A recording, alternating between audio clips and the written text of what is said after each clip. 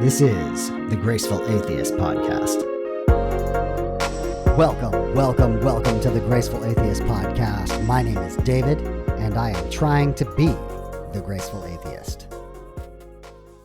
I want to thank my latest reviewer, Phil, on podchaser.com. Thank you for the review. You too can rate and review the podcast on the Apple Podcast Store or podchaser.com, and subscribe to the podcast wherever you are listening.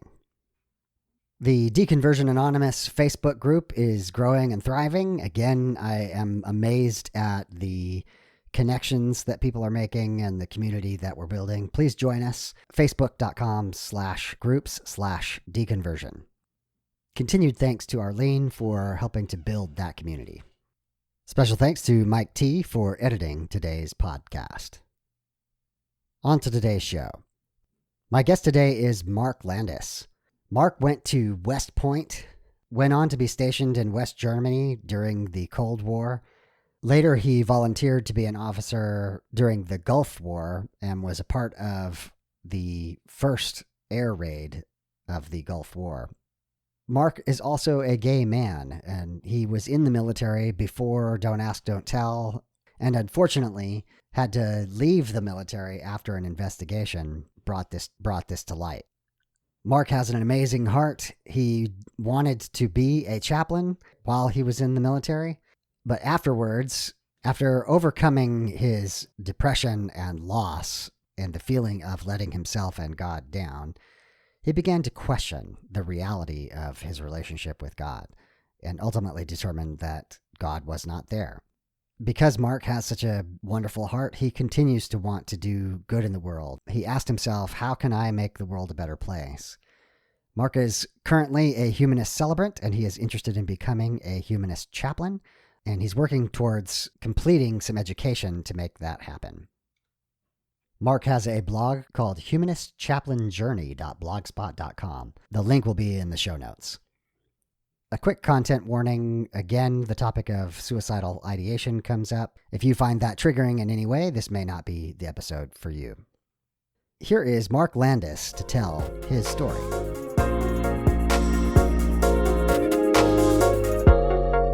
Mark, welcome to the Graceful Atheist Podcast. Thank you, David. Mark, I think you have an amazing story to tell. You have a blog called Humanist Chaplain Journey at blogspot.com. And I love the way you framed this. It sounds like you had a class that you had to do this work, but you called it your theological anthropology. And it strikes me that that is a lot of what we do here on the podcast is kind of theological anthropology. But introduce us to yourself, tell us about what was your faith tradition as you were growing up. Well, my faith tradition started out in the United Methodist Church. My family was in the southwestern part of Colorado, and I grew up in a very rural community. And the first church that I ever went to was the Bowen United Methodist Church. And it was a beautiful, small, white church, the classic rural white church. And my aunt and uncle went there. My grandparents went there. So big time in that. And then when we actually moved later on, I went to the Monte Vista United Methodist Church, where we actually had the same pastor. The pastor would go from preaching at United Methodist or at Bowen, and then he'd come up to Monte Vista. So it was all in the United Methodist Church. But then I moved further north to a different community called Sargent Community, and I got involved with Southern Baptist, and went to a revival, accepted Jesus Christ as my Lord and Savior. Okay. And became I was a devout Christian the entire time. And then I went on to, I managed to get into West Point. Wow. At the United States Military Academy at West Point. So I was also deeply involved with the Protestant chaplains there. They actually have an office, and I would go in every day, and they would have sodas and cookies. And so I would spend most of my mornings in the office every day, um, talking to the chaplains and doing my homework and stuff because that was the only place I could really go to get away from all the military stuff at times. So, just a couple of clarifying questions. Sure. You wanted to be in the military. I mean, you chose to do that, or was that? I At the time I thought that God was leading me in that I direction see. Okay. because my name even would indicate that. My full name is Kenneth Mark Landis. Kenneth means handsome, so that's questionable. Uh, Mark was, a derivative of Mars for war, and Landis is of the land. So my name could have been Handsome Defender of the Land. Okay. So, yeah, I mean, I thought that God was directing me that way because I didn't understand how, somebody with my graduating class in high school was 21 people. So, how I went from a rural high school of 21 people to attending the United States Military Academy seemed to be a little bit miraculous on that point. Yeah. And just in case listeners aren't familiar, West Point is incredibly prestigious, is it not? Yes, it is. I mean, it's one of the three major service academies. If anybody's ever seen the Army Navy football game, the Army team is the team that plays from West Point. Right. So that's the thing, but it's also a school that's designed to develop officers for the United States military, for the United States Army, actually. So you get to West Point. Did it still feel miraculous? Was it? Is it what you expected? Yeah, it was what I expected. It was very intense, and I graduated in the top 75% of my class. You got to remember, top 75% means I was in the top three quarters. Right. There was only 25% lower than me. So, I got it. so I Still. didn't, well, yeah, I mean, I graduated and then I went on to be stationed in Germany after I graduated. And this was in 1987 that I graduated. So while in Germany, I became a scout platoon leader and I served on the border between East and West Germany. And this is before the wall came down. And Okay. so I actually oversaw and ran a border camp that looked directly into East Germany. Oh wow. Okay. And it was in the place that we would expect that the Russians and the East Germans would have invaded West Germany. And I got told when I was getting ready to go there that the first person to be shot was going to be myself. Wow. So they supposedly already knew my name and all this stuff. So they emphasized that it was something critical. Right. So I was there during a historic time because in '88 I actually drove to West Berlin to see West Berlin at the time, Okay. and that was almost a year to the date before the wall came down. And then I got to go back a year afterwards to see what had changed. That must have been amazing. Now, where were you when the wall did come down? Oh, I was at the Grafenwehr Training Center. Yeah, we were doing our gunnery operation. So we go in and we go through the gunnery tests, and the tank members get certified by going through this gunnery thing. It's similar to what we would do in terms of any weapons type certification. So at that point in time, I was a support platoon leader in that I was managing all of the food, fuel, and ammunition for our cavalry squadron. I'm just curious. Within the military, what was the reaction when you heard the news? Oh, we were flabbergasted. Yeah. I mean, at West Point, everything was it was inconceivable that those things were happening. Yeah.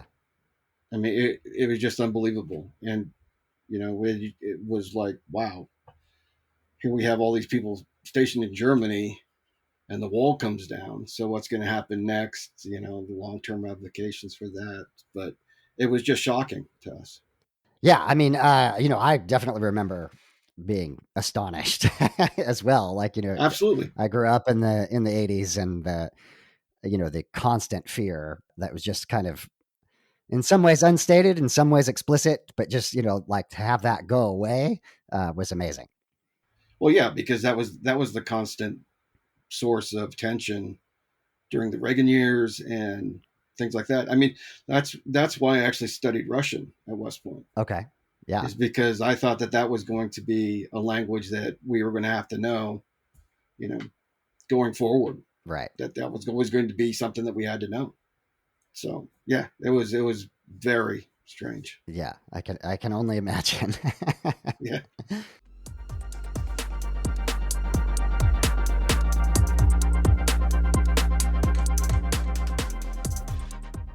yeah, and I was also still deeply involved with religion. I was still involved with a officer Christian fellowship group called the Hospitality House. Okay.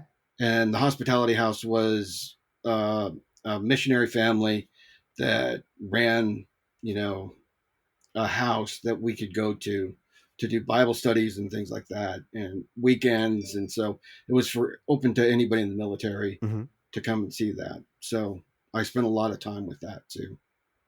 So I was still deeply involved in Christianity, everything like that. And then I flew my parents out from Colorado to Germany so I could take my dad to see Switzerland, which is where our family's from. Yeah. Okay. So dad had to go back because harvest was coming up, and the mom and I were in London actually when Saddam Hussein invaded Kuwait.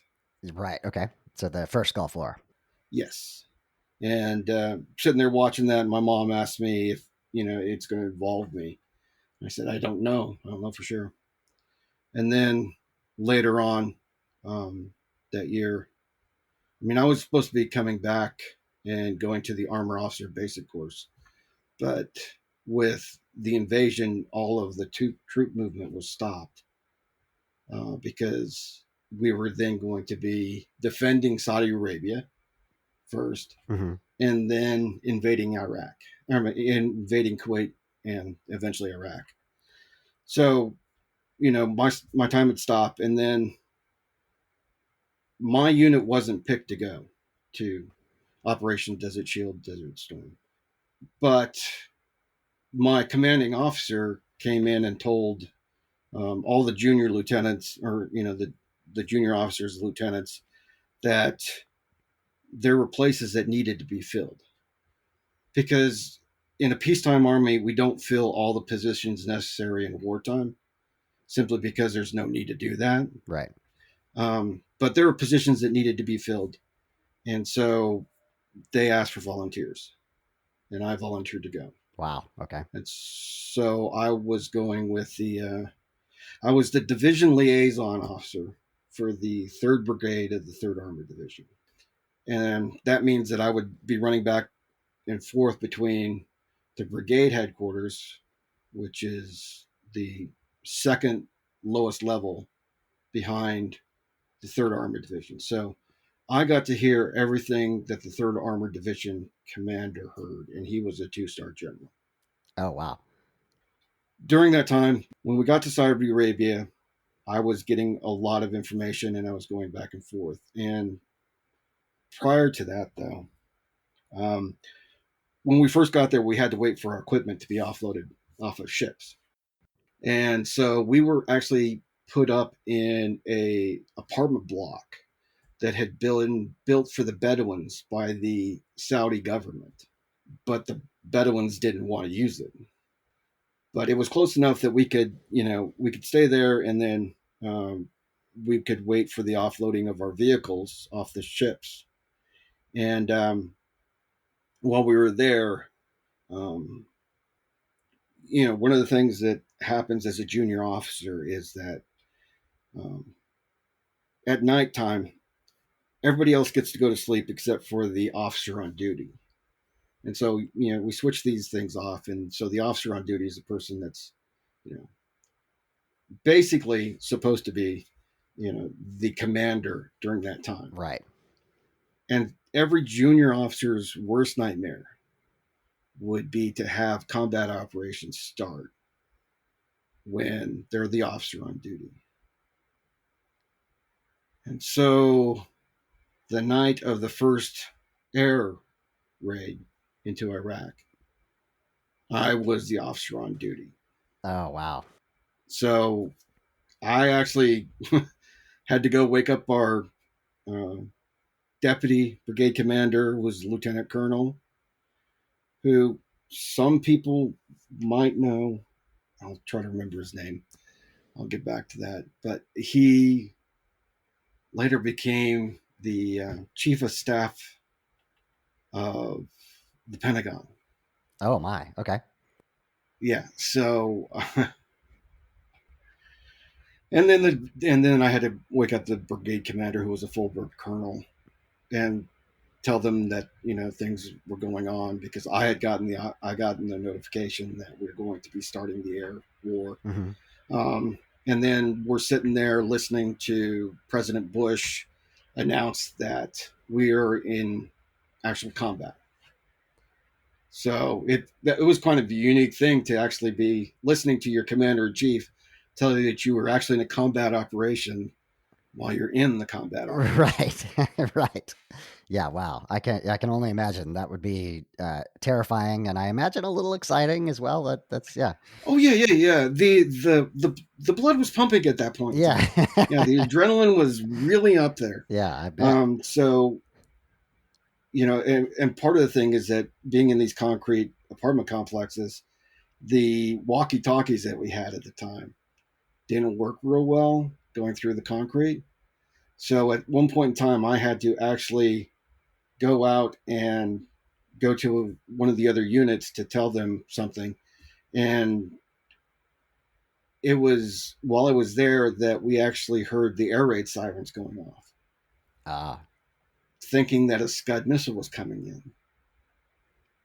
And so we were, while I was there, I was having to put on my chemical outfit, my gas mask, all this stuff. And we were told that we had to stay into the stairwell because that was the most secure part of the building. Mm-hmm. That would be the only place that was actually safe in case the Scud missile hit the apartment building. Right. So we were all huddled in there, and there was a reserve kid. He had to be 21, I think, at the time. And he was scared, and he couldn't put his mask on. And so I helped him put his mask on, got him calmed down and stuff. But then I had to run back to as soon as we got the all clear, I had to run back. So that night, I didn't get any sleep, obviously. Yes. Right. And the adrenaline was still pumping the next day and the next night, and I couldn't sleep. And I'm listening to the Armed Forces radio, and overhead I heard this whoosh and this kaboom. And I was like, wow, what's that? And realized it was actually something that I had heard the air defense officers speak about prior to that. Mm-hmm. Is that the first sign that the first notification that we'd actually get that a Scud missile was inbound would be the firing of the air defense artillery battery trying to shoot it down. Okay. And so I'm listening to ABC radio, Armed Forces radio, and I think it was an ABC guy, describe the shooting down of this Scud missile. And it hit me that that's what I heard. Right. Was a Scud missile being shot down overhead. Yeah. And it was actually our chemical officer from the brigade actually went out to see if it had any chemical weapons in it or not. So, yeah, it was a very intense time. I can imagine. Very yeah. intense Yes. time. Yeah.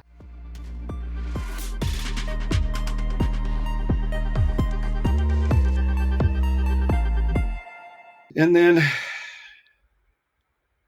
I hosted a Bible study and stuff like that um, within the brigade headquarters, um, and I was, in the short time that we actually had the ground offensive, um, I was actually one of the things that got me the job at the support platoon leader previously was that I was really good at navigation. Okay. Um, I was a unique creature of junior officers in that I could actually navigate. The big joke in the military is that officers don't know how to read a map. Right. Okay. Right. So Which is as bad, a should we result, I say? was Yes. yeah. So as a result, I ended up being the lead vehicle in the brigade headquarters train as we were following, the command units up. And that eventually stopped when we got into the place where there was unexploded munitions. So some of our bombs that didn't blow up. So they decided to put a armored vehicle in front of that because I was just in a Humvee. Okay. Um, so yeah, yeah. So we followed up, and then my unit ended up in Kuwait um, after it was over, and we were waiting, for everything to get wrapped up. Um, and I actually told somebody that I was attracted to him Oh, okay. because one of the things that was not,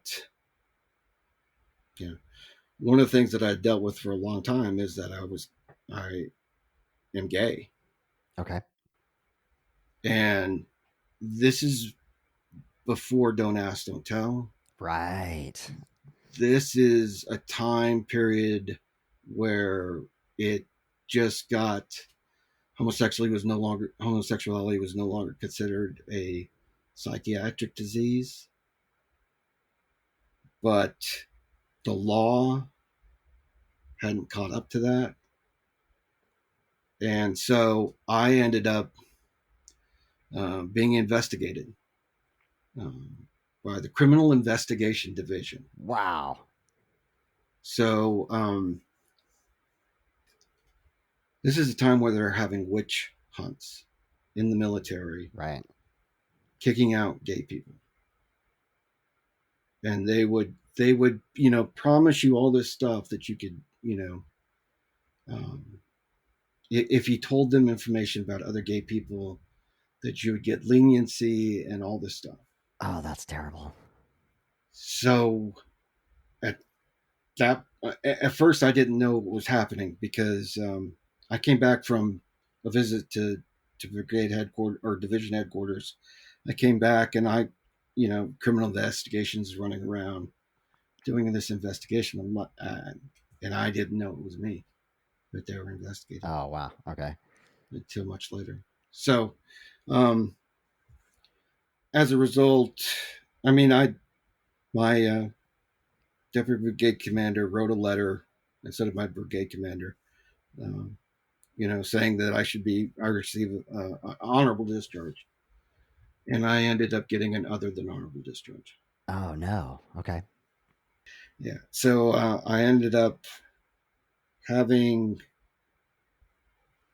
I would say, a nervous breakdown at that point in time. Mm. I told the brigade chaplain that I was considering killing myself. And of course, I had a weapon, I had rounds, I could do it. Mm. And so, yeah, obviously, I had a very low point at that point in time. Then, because it wasn't just the military, I mean, I felt like I was letting down God, my family, my school. Everything was being taken away from me at that point in time. It just seemed like my world was coming to an end. Right. So I actually, when I told the chaplain that, um, they then sent me back to get medical help, and I actually came back as a psychiatric patient to Germany and spent a couple of days in the psychiatric ward. Ah. But the good thing is that I had a army psychiatrist who was very positive about homosexuality, and it wasn't he didn't actually he told me that I just need to accept it Wow, that's because incredibly progressive for the time. yes, absolutely. But I was a born again Christian, and I was determined that I was going to get myself healed, Mm. and that I was going to take away this sin and all this stuff. So I was still in that mindset. Mark, I just have to jump in and just say I can't imagine the special isolation that a person must feel in a very machismo culture like the military as a gay person, as a gay man. And like you say, not only can you not talk to your teammates, your the commanding officers, you can't talk to family as well because they're Christians. Like it truly, truly breaks my heart the kind of isolation that you must have gone through. I am so glad that doctor was one bright shining light of grace for you. Yeah, absolutely. And that actually, I mean, that actually stuck with me for a long time.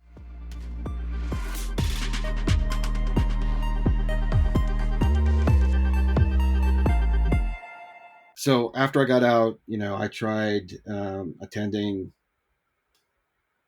Yeah, I tried attending one of the conversion therapy Oh, groups. It wasn't actually conversion therapy. It was just this. It was a group of guys who were trying to get rid of homosexuality based upon the ideas of conversion therapy, that praying and being open and honest, and it was kind of based upon the 12-step program and things like that. okay. And so I was trying to do that, but I was also you know I was in a fairly depressed place at that point in time. And that's when I actually really started questioning, um, if this personal relationship that I thought I had with the creator of the universe was real or not. Hmm.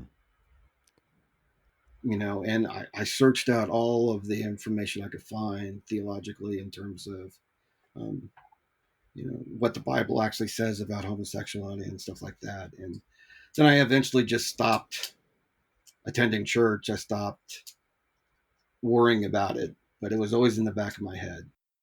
Yeah, like Cam Cassidy says, and my well was running dry Right. in terms of that. And eventually, you know, it kind of came to a head. Just I basically stopped believing, and I started searching for other paths of spirituality and things like that. And it wasn't until like maybe 10 years ago, I think, that I actually realized by listening to some podcasts that what I really was an atheist, and that I no longer believed. In that 10-year time period, was there any relief? Like so what one of the things that strikes me about the story is that and I know that there are listeners who have been in similar, if not, the specifics situations where it is at their darkest moment. It is at the moment when they would need a god, if such a god existed, that they would need him the most, that they come to the realization that no god exists. Well, yeah, I mean that whole time frame where and I write about it on the blog, is that I was holding on to the promise that you know God could help me, God could be there for me, and when I tried to speak to him, I didn't get anything back. And that's actually when I realized that what I had been doing this entire time is just talking to myself. Hmm. And yeah, I mean that the deep conversion time frame actually went for like 20 years, where I realized that I was just you know there wasn't anybody listening to what I was saying because I was getting no feedback. Right. It was as if no one was there. Wow. 20 years is a long time. Yeah, yeah, it is. Yeah. So yeah, because I mean, like I said, during that time, I was trying to find out. I was trying to figure everything out. Yeah. And but the other thing was, with work and stuff like that, some of these things got pushed to the back. Right. It was still there, you know, even after I had accepted my sexuality and stuff like that. I was still reading the Bible every day. I was still doing all this stuff, but eventually it just made less and less sense. Okay. And even as you got progressive Christians arguing, that homosexuality is not as the evangelicals and the fundamentalists want you to believe, it was fine. It just became, it doesn't really matter because he's not there.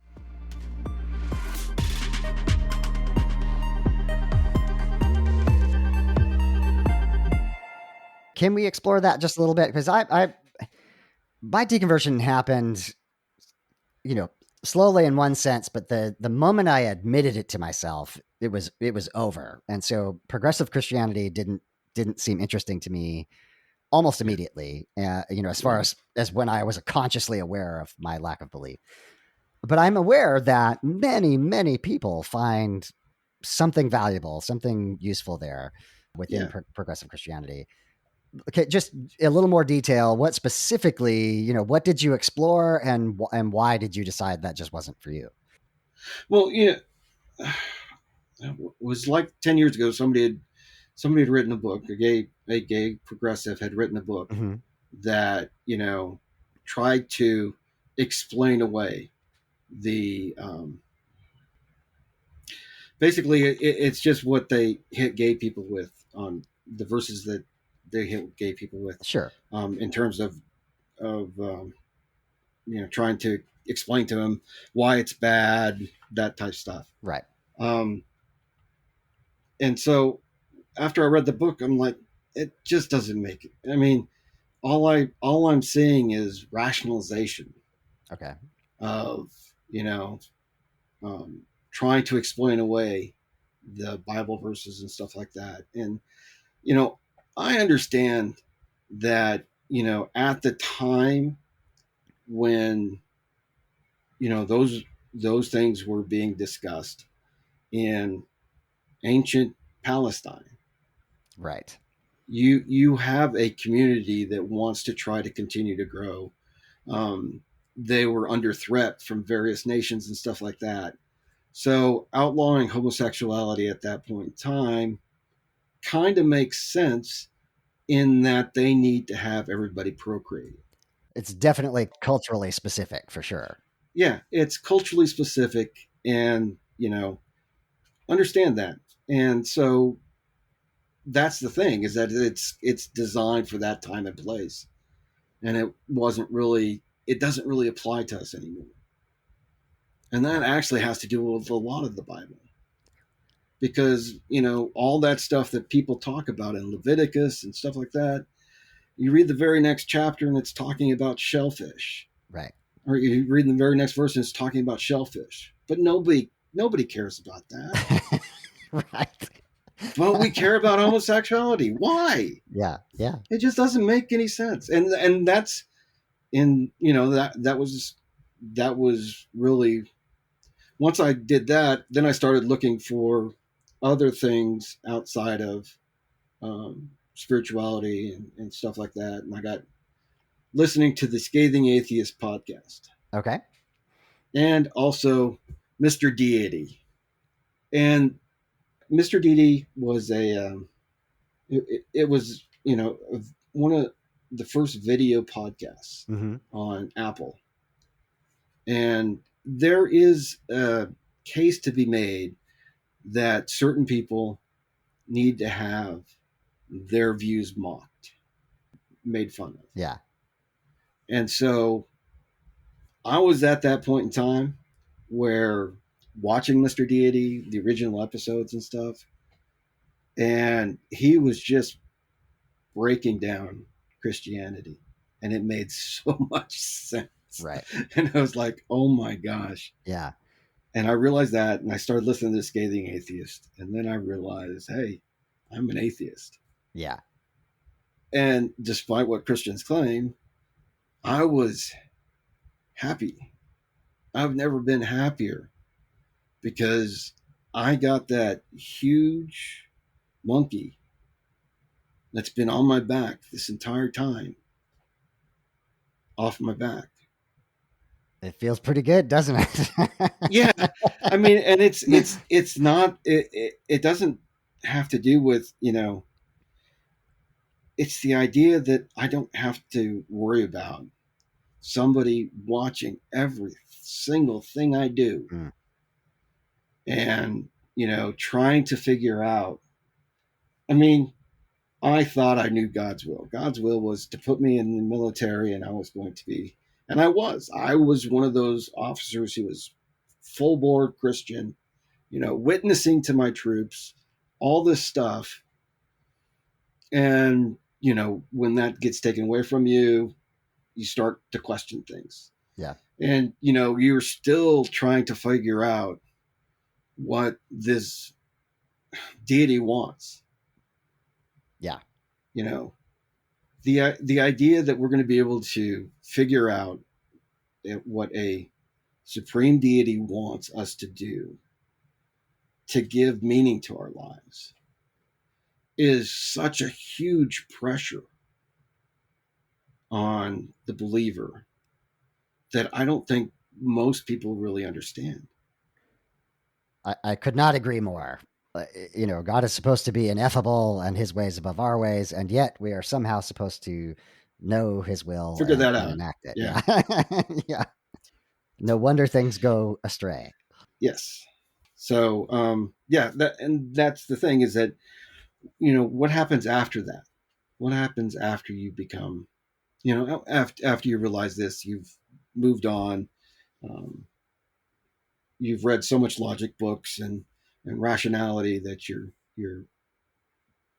to the point where that doesn't matter anymore.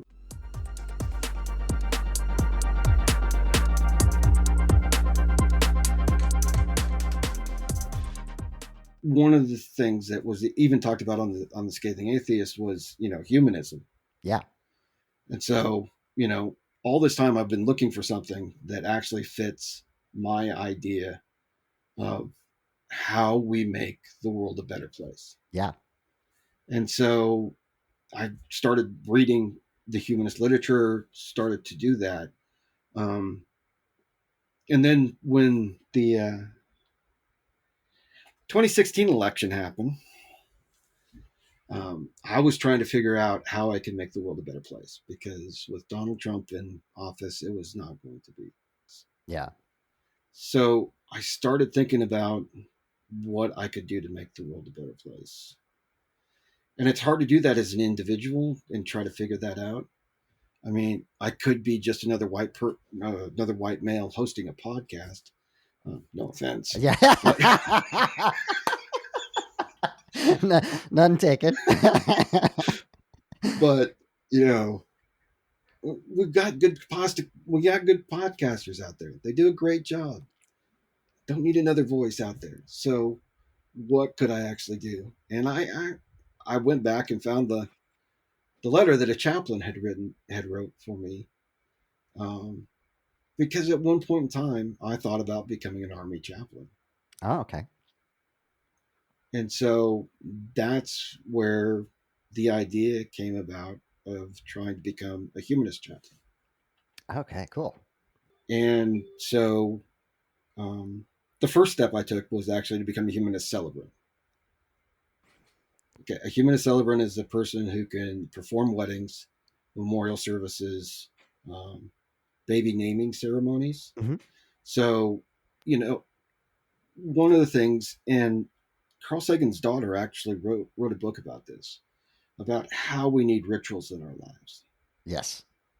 And there are still rituals that we need in our lives to recognize the events in such a way that we celebrate those events. That's right. Yeah. So this is the first start, was figuring out, uh, to be a celebrant, host officiate weddings, um, and so that was the start. I went to the American Human Association headquarters and had a class, and so started that part. And then I was looking at, in order to become a chaplain, you have to have a theological degree. And unfortunately, my Bachelor of Science in Mechanical Engineering and my Master's of Science in Computer Science don't quite fit the theological degree. Okay. Yeah. So I had to think about going back to school. So I found Isla School of Theology, which is pretty interesting because that was the school of theology that my original minister in Monte Vista and Bowen actually went to. Oh, wow. That's an interesting twist. Yes. So it's a progressive theological university for the United Methodist Church, Okay. and they're very LGBTQ plus supportive. Um, Diversity is important to them. So I applied and started going to school there, Okay. but I ran into an issue almost immediately. I have ADD, and so I didn't do well in school. Like I said, I graduated in the top 75%. At West Point, but yes, okay. Yeah, at West Point, but even still, Yeah. you know, there were times where I was wondering if I was really up to it. But it was, I got through my master's degree in computer science and stuff like that, but I couldn't really figure out what was going on with my brain, and that I couldn't retain information. Okay. And this is something that's bothered me my entire life, is why I couldn't retain information. I think that I sometimes think that I have the worst memory in the world. Um, a test I did indicates otherwise, but I was trying to figure out what was going on. So I figured out that the easiest way for me to actually learn something is to read and listen to something at the same time. So, I've been listening to books for years now, Audible, um, and then podcasts and stuff like that. So, it's not so much that I'm an audio listener. It's that with ADD, in order to engage my focus completely, I have to read and listen at the same time. And that helps me to engage the focus in such a way. So I've struggled with school for the past 2 years, and I actually ended up having to pull out. Okay. I mean, I still want to become a humanist chaplain. I've just got to figure some things out. And then I also had several events happen this year that actually, you know, caused even bigger problems. In that my mother died Oh, I'm um, so sorry. earlier this year, uh, and we had a strained relationship um, because she was a narcissist, and You're telling my story here, Mark. So- okay. well, I mean, yeah, let's put it this way. I had my partner and I had a house down in Florida, in Zephyr Hills, and after my father got injured at work and had a traumatic brain injury, I wanted my parents to live down there, and we talked about it. And their Social Security could basically, make the payment, so they're going to be paying a third less in housing, Right. and everything was going to be, fine. We were supposed to be getting a settlement from um, the company my dad was working for. Their car broke down. I ended up buying them a used car. And so they were supposed to pay me back all this money, and they're supposed to be paying the rent and stuff like that, which basically covered the mortgage on the house, things like that. And when they got the settlement, my mother decided she was going to keep all the money rather than paying me what I was supposed to be getting, and filed bankruptcy against me. Oh, wow. So Yeah, strained relationship. I do relate without going into details. When I lost my mom, it was a lot of complicated feelings, like both Yeah, relief and, utter grief, yeah, terrible, terrible grief yeah, at the same time. yeah.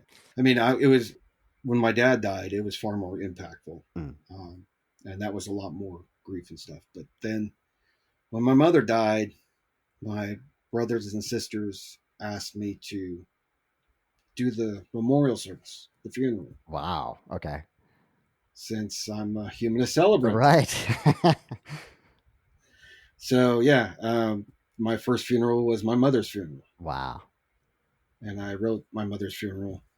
I helped my sister. She did the eulogy. My baby sister, my brother read, um, you know, from the Bible. So I didn't keep it a completely humanist celebrancy type thing, I understand. even though everything I did was that way. But my family still being religious and stuff, so I introduced things, and my other sister read a poem and stuff like that. So it was. I think it's a nice ceremony. I actually have it up on my YouTube site for my humanist practice. Okay. Um, so because they wanted it videotaped, they wanted it to be able to get that information Right. again. So that was a big problem. And then my company that I've been working for the past 10 years now decided they were going to be laying off a whole bunch of people in IT. Oh, no. And so, I wasn't ready to become a chaplain yet because I hadn't finished the degree. I also figured out that I was actually getting the wrong degree. Rather than getting a master's in divinity, I should be getting a master's in pastoral care. Ah, yeah. Okay. Because one of the things that I saw with even within the company, as they started to announce that they're going to be doing this layoffs, is how much stress that puts on people. And there is a thing called institutional chaplaincy, Okay. where, and you know, looking at some of the studies that have been done, they do help because what it does is it gives employees a judgment-free person that they can talk to, because companies will tell you that you can go to HR, which doesn't work because HR is part of the business. Right. You can't really go to your management because they're the ones who decide your performance and stuff like that. And then I also found out that all of these quote unquote benefits that they give people, where you can contact counselors and stuff like that. I'm trying to remember what the name of it is. I think I know what you mean. Where a company might provide mental health care access in one way or another. Yeah, but it's through a third company, Right. Right. As with through a third third party. party and stuff. So I found out that according to the Department of Labor and Statistics, only 5% of employees actually take advantage of that. So these companies are spending a huge amount of money outsourcing that, and their employees are not using it. Right. So as I was taking a pastoral care class, I realized that that's really what interests me. It was not just the divinity part in trying to, because I thought that I had to do that in order to understand all the religions that I would be involved with as a chaplain. Because as a chaplain, you're supposed to be able to minister and serve the spiritual needs of everybody. You're neutral. Yeah, you're neutral. Um, and unfortunately, you don't get that sometimes in chaplains, Right. um, especially in the military. I saw a lot of chaplains who were more interested in pushing their denomination sometimes. Right. I mean, that was the really interesting part about the brigade chaplain that I turned to. And he was Roman Catholic, Okay. um, but he truly represented someone who, was there to help people out rather than, you know, trying to convince me that I need to become Roman Catholic.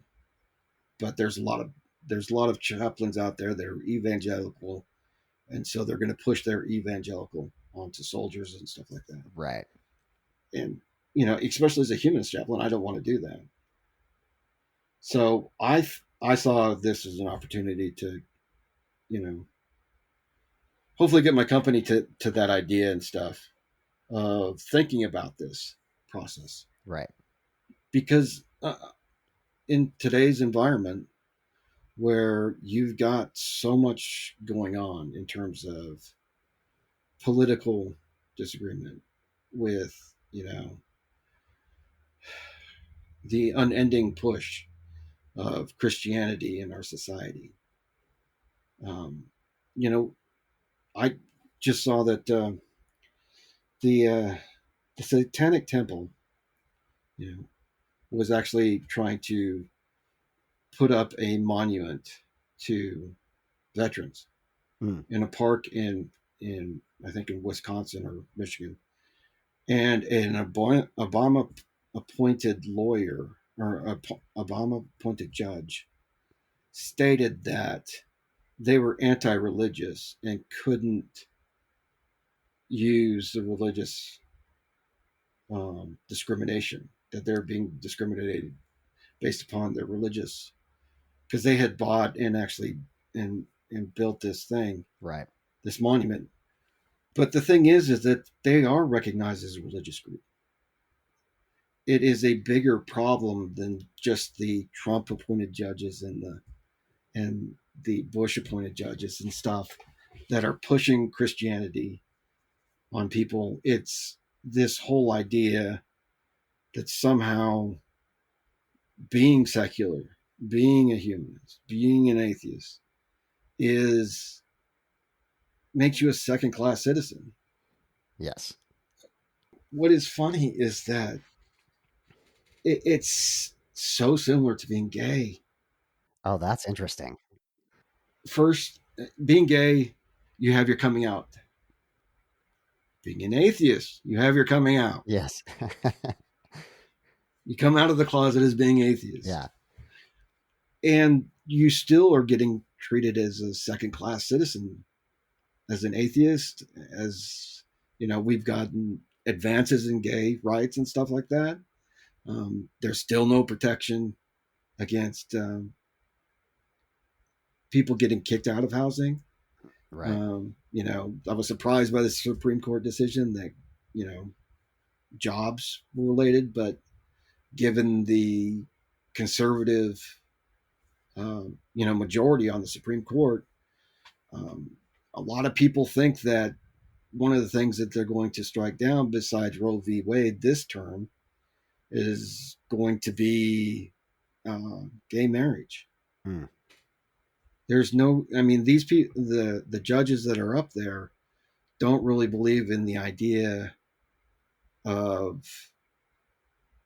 stare decisis, which is that once a judgment's been made, you know, you've got to stick with that. Right. They want to, they're going to go ahead and get rid of everything that they want to get rid of. And it, you see that in the decisions that they make in terms of um, granting Christianity special privileges. Yes. And that was seen in on all the COVID stuff, when all these churches were getting special privilege to have things, and the comparisons didn't make any sense. I mean, they tried to compare a church where you're doing singing and all this stuff, which easily transmits COVID and stuff. And they try to compare that to a liquor store. Well, a liquor store, unless they're really drunk prior to going into the liquor store, they're not going to be singing. They're not going to be hugging. They're not going to be doing all the stuff that you would see in a church service. No, I mean, no question that the idea of separation from church and state is not actually executed well in the United States at all. I think there are a number of secular organizations as well that try to work towards solving that, like CFI, Freedom from Religion Foundation, and many others. Yep, absolutely.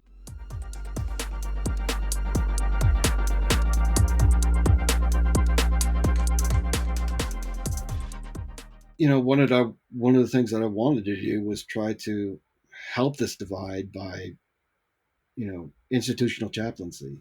Yes. Because there are Christian organizations that have institutional chaplains programs. Okay. And they go to companies, and they're hired by companies to provide the institutional chaplaincy. I wish that I had the ability to start up an organization that could provide humanist chaplaincy to companies. Right. So that they could see how advantageous that was. I mean, that's really what I wanted with my company, was the opportunity to, finish the degree and then go ahead and show them, like a year's worth of stuff of what advantage, and see if we could prove that institutional chaplaincy would actually work. Right. Within just this, in the headquarters where I work. Right. Because actually, at the end of the month, I'm actually being laid off. Wow. Okay. So I'm very sorry. Yeah. Yeah. So that was the idea, but I actually got pushback from HR person that I was trying to explain this to, and I find out that she's religious. Right. So I don't know if it's hard. Trying to figure that out is going to be difficult. Well, let's put out the word. So if there's anybody from CFI or any of the other legal organizations that try to help defend separation of church and state, and Mark is willing to participate here. So if anybody wants to reach out, you can get in touch with me, and I will get in touch with Mark, and let's see what we can make happen here. Mark, thank you so much for telling your story. I think there's just a number of fascinating elements here that I think other people are going to relate to.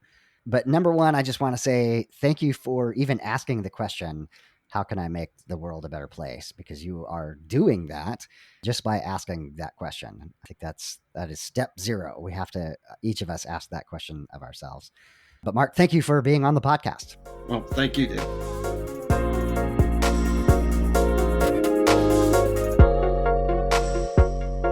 Final thoughts on the episode.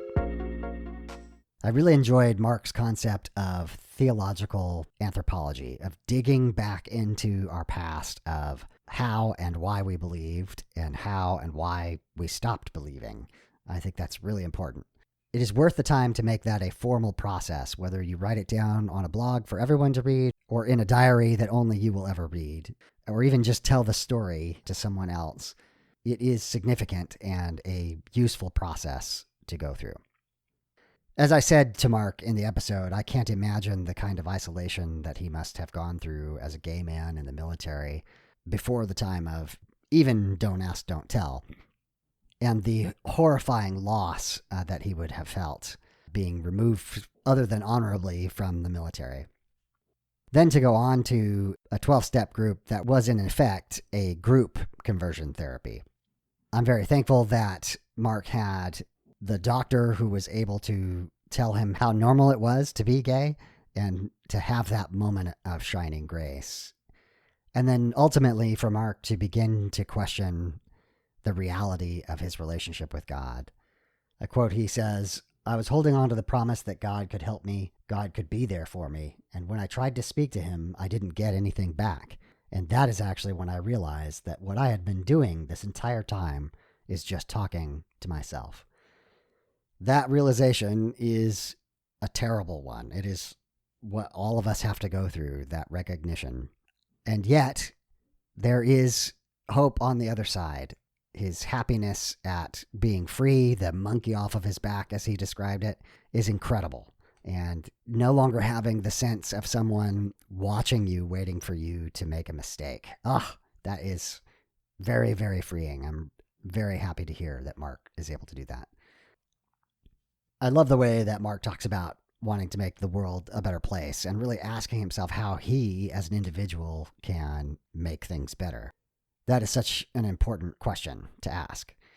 I do hope that Mark is able to complete his vision of an institutional chaplaincy and making that happen. If by any chance you can assist him in that process, please reach out to me, gracefulatheist@gmail.com.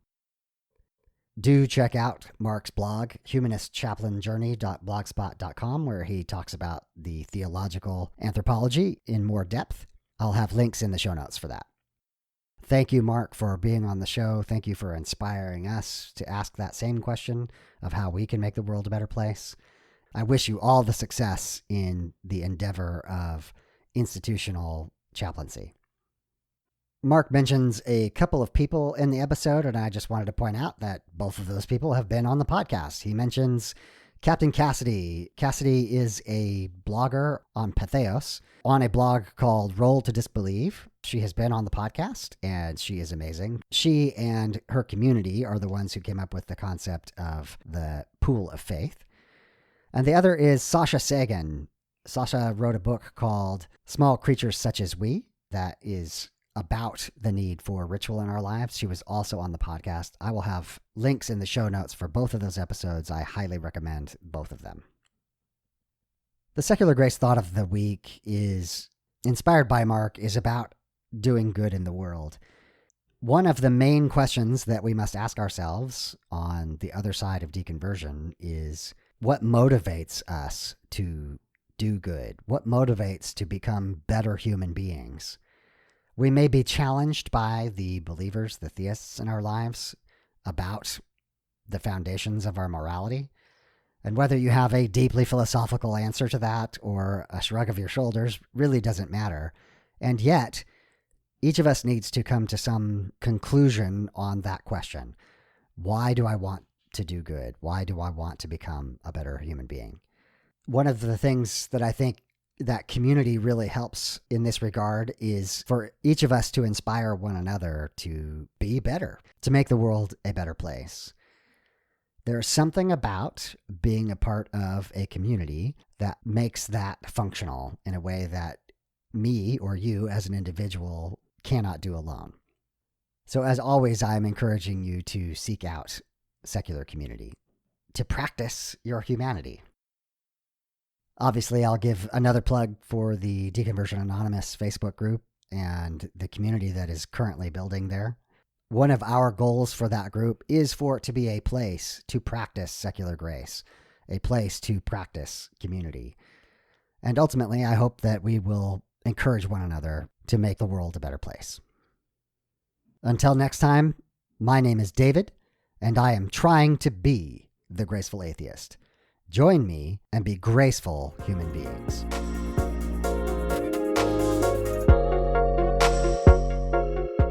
Time for the footnotes. The beat is called Waves from Mackay Beats. Links will be in the show notes. If you'd like to support the podcast, you can promote it on your social media. You can subscribe to it in your favorite podcast application, and you can rate and review it on podchaser.com. You can also support the podcast by clicking on the affiliate links for books on gracefulatheist.com. If you have podcast production experience and you would like to participate with the podcast, please get in touch with me.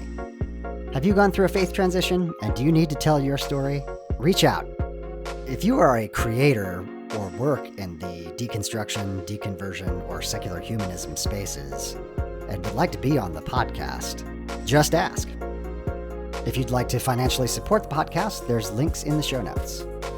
To find me, you can Google Graceful Atheist, you can Google Deconversion, you can Google Secular Grace, you can send me an email, gracefulatheist@gmail.com, or you can check out the website, gracefulatheist.com.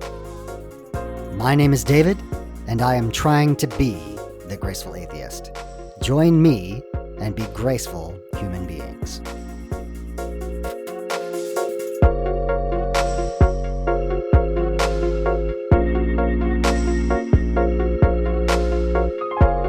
This has been the Graceful Atheist Podcast.